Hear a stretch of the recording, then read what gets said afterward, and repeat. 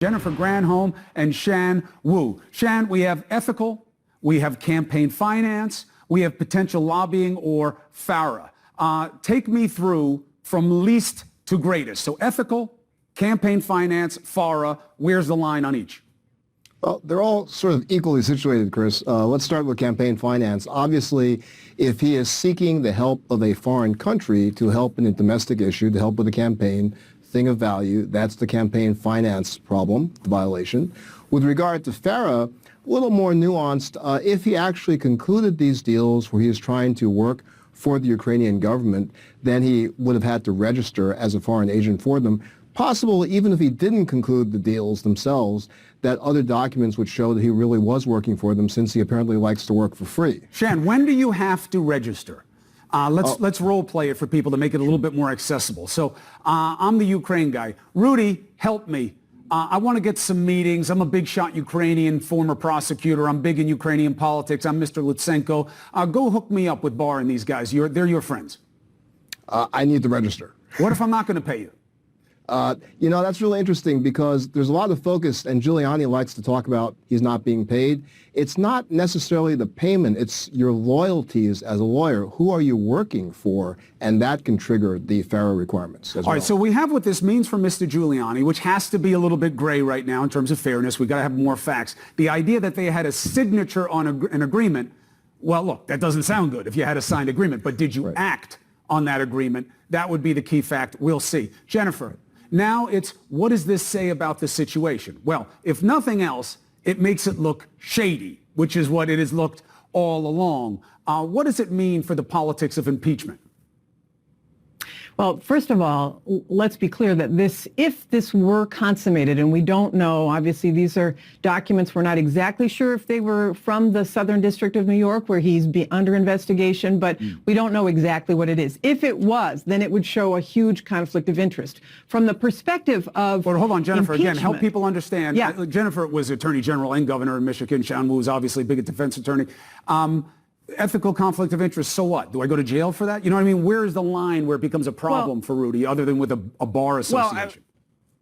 Clearly there's a bar association problem. You cannot have, who is your duty of loyalty to? If you have a loyalty to the Ukrainian officials, whether it's Lutsenko or any Ukrainian government officials, then you're supposed to have loyalty to them. You're not supposed to be double dealing. You're not supposed to be doing something on behalf of the president that that is a question about whether you can have loyalty to two of them. Okay.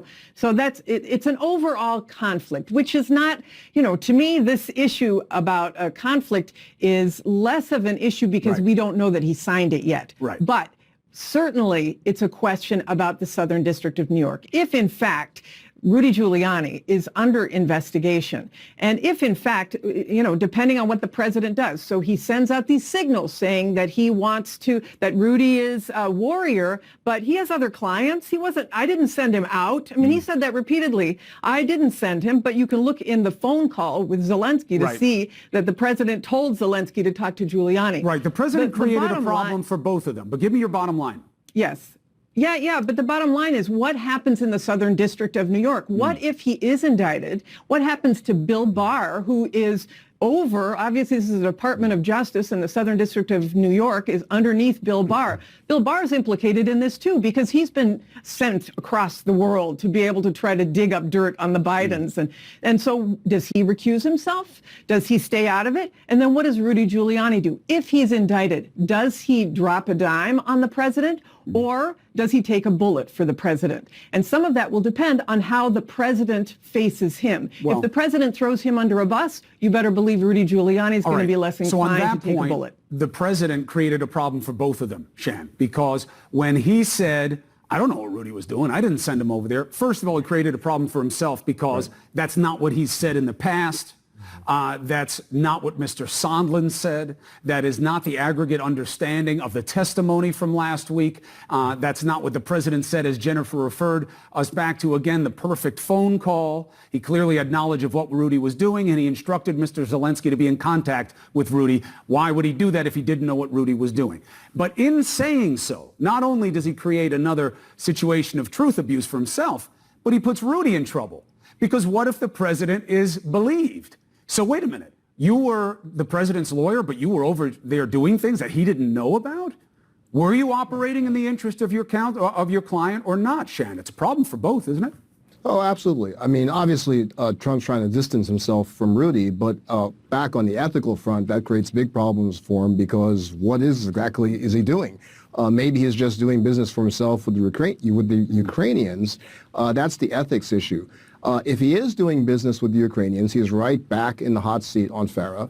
And if he's trying to get them to help with dirt on Biden, then he's back in the hot seat with the campaign finance violation. So he's really in kind of a trick box there. And also, it reveals the president's hand a little bit, Jennifer. If he thought it was all so good, he wouldn't deny knowledge of Rudy. Not only is that absurd, just like it was with Michael Cohen. You know, the only reason that the president had to kind of change his story, other than its obvious silliness with him, is that we got the tape on this show of him talking to Michael Cohen about the deal. And the idea that he didn't know about it became an impossibility. Here, similarly, it becomes an impossibility that he didn't know, Jennifer. And what does that do for his defense? Right. I mean, like the impeachment hearing, all of his defenses are falling away for those who rationally look at this. And we know that his base may not be rationally looking at this, but believe me, the women are looking at this. From your poll today, the CNN poll that was released, women by 60% want Donald Trump impeached and removed. By 60%. That is a huge number. Independents, which he needs desperately, by 2 points, they want him impeached and removed. So I just think all of this, including the impeachment hearings that the Judiciary Committee will move on to next week, this is all, you've got to play this. If I were Donald Trump, I would be playing this totally differently. But, you know, if you don't show up and defend yourself, then you're allowing people like Matt Gaetz and Jim Jordan to defend you, and they are the chest thumpers and the hand wavers, and they are not going to be the people who will be persuading the audience that you need in the election to come your way. You also can't complain about process when you're getting basically 2 bites at the apple and you refuse to take it. Jennifer Granholm, Shan Wu, thank you for spot analysis on breaking information. I'm thankful for you both. The best to you and your families for Thanksgiving. All right. Same to you, Chris.